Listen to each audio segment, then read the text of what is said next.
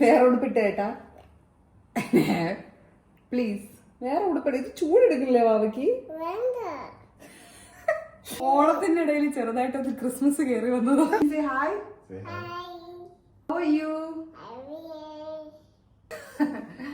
അപ്പൊ ഞങ്ങൾ വേറെ ഉടുപ്പൊക്കെ ഇട്ട്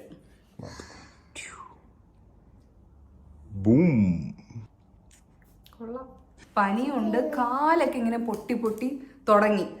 ദേഹം ഫുള്ള് പൊട്ടി.